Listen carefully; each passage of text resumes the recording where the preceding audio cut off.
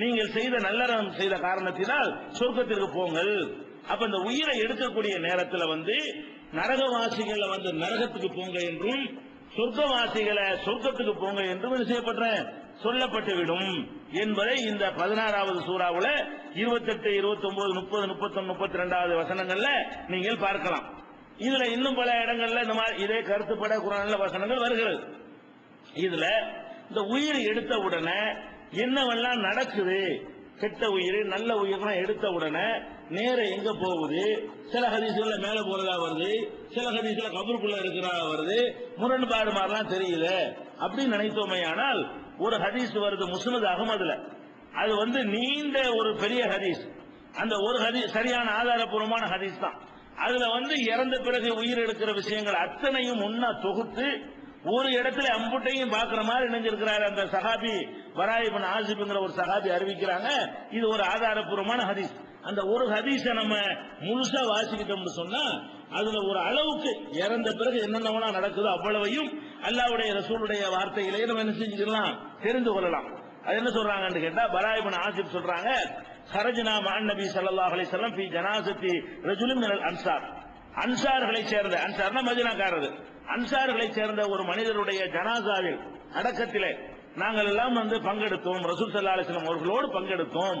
ஃபன்தஹைனா இலல் கப்ரி, கபர் வரைக்கும் நம்ம என்ன செஞ்சோம், போய் சேர்ந்த அடக்கம் வரைக்கும் கபர் வரைக்கும் போனோம். போன உடனே இன்னும் ஒரு அம்மா யுல்ஹத், இன்னும் குழி தோண்டவே இல்லை. அந்த ஒரு ஜனாசாவுக்கு போறாங்க, குழி தோண்டவே இல்லை.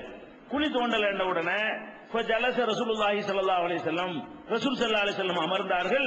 ஜலஸ்னா ஹவுலஹு, அவங்களை சுற்றி நாங்களும் அமர்ந்தோம். ஜனாசா இறக்கி வச்சிருப்பாங்க, இறக்காட்டி தான் உட்காரக்கூடாது இருக்குது. ஜனாசா இறக்கி வச்சுட்டு குழி தோண்டிட்டு இருக்கிறாங்க. குழி தோன்ற வரைக்கும் சும்மா நிக்கணும்னு நினைக்கிறாங்க. ரசூல் ஸல்லல்லாஹு அலைஹி வஸல்லம் உட்கார்ந்தார்கள், நாங்களும் உட்கார்ந்தோம். எப்படி உட்கார்ந்தோம், ஒரு அன்ன அலா ரூசின பைரு, எங்களுடைய தலையில ஒரு பறவைகள் உட்கார்ந்து இருந்தால் நம்ம எப்படி உட்கார்ந்துருப்போம், நம்ம தலையில ஒரு பறவையோ காக்காயோ குருவியோ உட்கார்ந்துருச்சு, அதை விரட்டக்கூடாதுன்னு எப்படி உட்கார்ந்துருப்போம், ஆடினா பறந்துடும். தலையில இருக்கிற ஒரு பறவை நம்மளை விட்டு பறந்துடக்கூடாது என்று நினைத்தால் எப்படி உட்காருவீர்களோ அப்படி நாங்கள் உட்கார்ந்துருந்தோம். ஆடாம அசையாம உட்கார்ந்துருந்தோம். நம்ம தமிழ்ல சொல்லுவோம்ல, இது அரபில் எப்படி சொல்லுவாங்கன்னு கேட்டா, எங்க தலையில பறவை அமர்ந்தது போல நாங்கள் உட்கார்ந்துருந்தோம். இதுக்கு என்ன கருத்து என்னன்னு கேட்டா, ஆடாம அசையாம ஆடினா தகவல் போயிருமே, தலையில பறவை உட்கார்ந்து இப்படி ஆடாம அசையாம உட்கார்ந்து இருப்போம், அதுக்கு டிஸ்டர்ப் பண்ணக்கூடாதுன்னு சொல்லி அந்த மாதிரி நாங்கள் உட்கார்ந்து இருந்தோம். ஏன்னா ரசூல் அடக்க ஸ்தலம், அப்ப ரசூல் ஒரு ஜனாசாவுடைய அந்த பயம் ஒண்ணு இருக்கும். அல்லாஹ்வுடைய ரசூல் உட்கார்றாங்க, உட்கார்ந்த தோரணையை பார்த்தா என்னமோ ஒரு மெசேஜ் சொல்ல போறாங்கிற மாதிரி தெரியுது. அப்படி ஒரு பீதியோடவும் பயத்தோடவும் இப்படியே உட்கார்ந்து உன்னிப்பா கவனிப்போம்ல, அந்த மாதிரி நாங்கள் உட்கார்ந்து கொண்டிருந்தோம். அப்போ எதுக்கு ஊதும், ரசூல் ஸல்லல்லாஹு அலைஹி வஸல்லம் கையில ஒரு குச்சி ஒண்ணு இருந்தது. அவங்க என் குத்து பிள்ளார்கள் பூமியில அப்படியே அதை குச்சியை வச்சு தோண்டிக்கிட்டு இருக்கிறாங்க உட்கார்ந்து கொண்டு.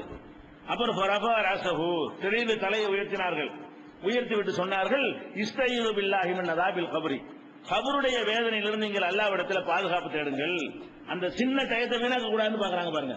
புலி தோன்ற வரைக்கும் சும்மா உட்கார்ந்துட்டு இருக்காம, வெட்டி பேசி பேசிட்டு இருக்காம, அதை ஒரு நல்ல ஒரு அறிவுரைக்கு பயன்படுத்தலாமே என்று சொல்லி என்ன செய்யறாங்க, இஸ்தைது பில்லாஹி மின் அஸாபில் கப்ரி மர்ரத்தைனி வ ஸலாதன், 2 தடவை அல்லது 3 தடவை இந்த வார்த்தையை சொன்னார்கள். அதாவது கபர் வேதனையிலிருந்து அல்லாஹ்விடத்தில் பாதுகாப்பு தேடுங்கள் 2 தடவை 3 தடவை சொன்னார்கள். பிறகு சொன்னார்கள், இப்பதான் விளக்குறாங்க ரூஹ் எங்க போகுது.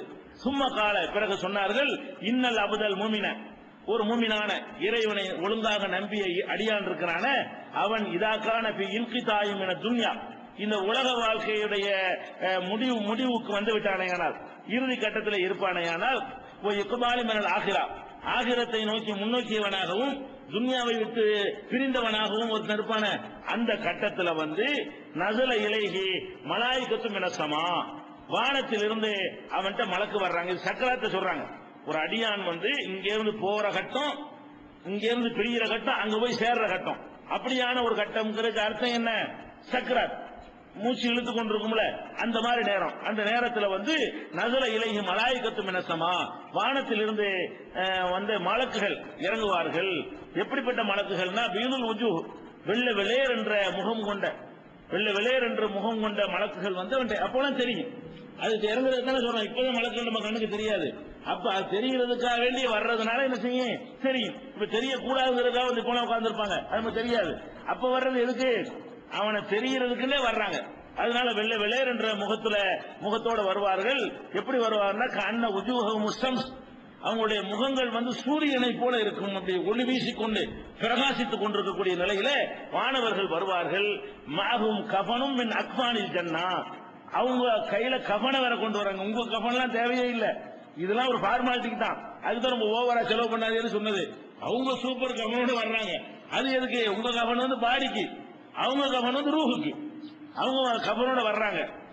எப்படி வர்றாங்கன்னா மின் அக்ஃபானில் ஜன்னா, சொர்க்கத்தினுடைய ஆடையை எடுத்துக்கொண்ட கஃபன் ஆடை எடுத்துக்கொண்டவர்களாகவும், ஹுனூத்தி மின் ஹுனூத்தில் ஜன்னா, சொர்க்கத்தினுடைய நறுமணங்களை எடுத்துக்கொண்டவர்களாகவும் அந்த இடத்துக்கு வருகிறார்கள். வந்து எவ்வளவு பேர் வர்றாங்கிறீங்க? ஒரு 5 பேர் 10 பேர் நினைக்கிறீங்களா? ஒரு ஆள் உயிரை வாங்குறதுக்கு பெரிய கான்பரன்ஸ் நடக்கும், மாநாடு நடக்கும். ரசூல் ஸல்லல்லாஹு அலைஹி வஸல்லம் சொல்றாங்க. எப்படி சொல்றாங்கன்னு கேட்டா, ஹத்தா யஜ்லிசு மின்ஹு மத்தல் பஸர், பார்வை எவ்வளவுக்கு எட்டுமோ அவ்வளவு தூரத்துக்கு உட்கார்ந்துருவாங்களாம். உங்க கண்ணு எவ்வளவு தூரத்துக்கு போகும் அப்படின்னா மாநாடு தானே. பார்த்தா எவ்வளவு தூரத்துக்கு கண்ணு எட்டு, அவ்வளவு தூரத்துக்கு ஒரு ஆள் உசுர வாங்குறது கூட்டு மலக்குகள் வர்றாங்க. அந்த வரவேற்பா கொண்டு போறதுக்காக வேண்டி. இது மூமினான அடியானு தானே. இது மூமினான ஒரு அடியானாக இருந்தால் இந்த மாதிரி வந்து என்ன செய்வாங்க? ஹத்தா எஜ்லிசு மின்ஹு மத்தல் பஸர், கண் பார்வை எட்டும் தூரத்திற்கு அப்படியே தொடர்ச்சி அப்படி உட்கார்ந்து விடுவார்கள்.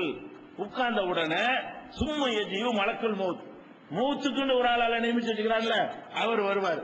இவங்களுக்கு சும்மா பார்வையாளர்கள் தான். இவங்க வந்து அந்த கவனை கொண்டு வர்றதும் அத்தரை கொண்டு வர்றதும், அதை எடுக்கும் போது ஒரு மரியாதையை எடுத்துட்டு போறதுக்காக வேண்டிய ஒரு முக்கியமான வரவேற்பு கொடுப்போம்ல, வரவேற்பு கொடுக்கறதுக்காக எல்லாரும் வாங்கன்னு சொல்லுவோம்ல, அந்த வேலைக்கு வந்திருக்கிறாங்க. உயிரை எடுக்கிறது இவங்க கிடையாது. அப்ப சும்மா எஜீவு மலக்குல் மௌத், மௌத்துக்கு என்று ஒரு மலக்கு அல்லாஹ் குர்ஆன்ல சொல்றான்ல, குல் யதவஃபாக்கும் மலக்குல் மௌத் அல்லதி உக்கிலபிக்கும், உங்களுக்கு என்று நியமிக்கப்பட்ட மௌத்துடைய மலக்கு உங்கள் உயிரை கைப்பற்றுவார்னு சொல்றாங்க இல்லையா? ஒவ்வொருத்தருக்கும் ஒரு மலக்குல் மௌத், எனக்கு ஒரு மலக்குல் மௌத், உங்களுக்கு ஒரு மலக்குல் மௌத் இருப்பாரு. அதை வந்து என்ன செய்வார்னு கேட்டா, அவர் வருவார் கடைசியா. இவங்களெல்லாம் முதல் அனுப்பி வச்சுட்டு அவர் வர்றாரு. ஹத்தா எலிசு இந்த ராசிக்கு தலைமாட்டில் வந்து உட்காருவார். யாரு? மலக்குல் மௌத் வந்து தலைமாட்டில் உட்காருவார். யகூலு ஐயத்துஹன் நஃப்சு தய்யிபா, தூய்மையான ஆன்மாவே அவர் சொல்வாரு. ஏன்னா மூமினான இறை நம்பிக்கை உள்ள உயிரா இருக்குதா இல்லையா? தூய்மையான ஆன்மா சலான் சொல்லுவாருங்கிறது நீங்க விளங்கிக்கிறேன். அது வந்து இப்ப இதுல சொல்லப்படாட்டாலும் குர்ஆன்ல சொல்லப்பட்டுச்சு, சலான் சொல்லிட்டு வருவாங்க, சலாம்லாம் சொல்லிடுவாங்கிறத சேர்த்துக்க வேண்டியது. அப்ப என்ன செய்வாங்கன்னா, ஐயுஹன் நஃப்சு தய்யிபா, தூய்மையான ஆன்மாவே, உஹ்ருஜி இலா மக்ஃபிரத்தி மினல்லாஹி வ ரிதுவான், அல்லாஹ்வுடைய மன்னிப்பை நோக்கி, அல்லாஹ்வுடைய திருப்தியை நோக்கி நீ வெளியேறு. உடல்ல இருந்துகிட்டு இருக்கிற, உடல்ல உட்கார்ந்துட்டு இருக்கிற, மன்னிப்பு கிடைக்கும் போது வெளியேறு, உடம்பை விட்டு என்ன செய்ய வெளியேறு என்று அவர்கள் சொல்வார்கள். உடனே தஹ்ருஜு, அந்த உயிர் வெளியேறும். எப்படி வெளியேறும் என்றால், கமா தசீலுல் கித்ரத்து மின் ஃபிஸ்ஸிகா, ஒரு அந்த காலத்துல வந்து தோல் பாத்திரத்தில் தண்ணி வச்சிருப்பாங்க. தோல்னாலதான் பாத்திரங்கள் குடம் வச்சுக்கிறோம்ல, அதுக்கு பதிலா அரபு நாட்டில் என்ன செய்வாங்கன்னு கேட்டா, தோல்லையே தண்ணி வைக்கிறதுக்கு பாத்திரம் வச்சிருப்பாங்க. அதை கட்டி ஒரு தொங்க விட்டுருவாங்க. அதுல இருந்து இறக்கி என்ன செய்வாங்க, தண்ணியை குடிச்சு அதை தொங்க விட்டுருவாங்க. அந்த தோல் பாத்திரத்துல உள்ள வாயில இருந்து அப்படி சாச்சா தண்ணி எப்படி கொட்டுமோ, ரொம்ப பிரிக்கியா கொட்டணும், சாச்சா தன்னால கொட்டி போயிடும். அப்படி வெளியேறுமா உயிர். இந்த உயிர் போறது எப்படி வெளியேறு? உயிர் போறதுக்கு வந்து அதுக்குள்ள மண்ணை போட்டுருந்தீங்கன்னு வைங்க, தோல் பைக்குள்ள மண்ணு சாச்சோன்னு கொட்டுமா, அது அமுக்கணும், இப்படி குளுக்கணும், அப்பதான் மண்ணு முழுசா வெளியேறும். தண்ணியா இருந்தா பாத்திரம், தோல் பாத்திரம் வேணா, நம்ம செம்புன்னு வச்சுக்கிறோமா, நம்ம புரிஞ்சுக்கிறதுக்காக வேண்டி செம்புல இருக்கிற தண்ணி இருக்கு, இப்படி கவுத்துறீங்க, ரொம்ப கஷ்டப்பட்டு வெளியேறும். அது அவசரம் போட்டு போயிடும், அது மாதிரி வெளியேறிடும். அதே நேரத்தில் வந்து ஐஸ்ல ஃப்ரீசர்ல வச்சு கட்டியா போச்சு, தாஜா வருமா? வராது. அப்ப இது எப்படி வருமா?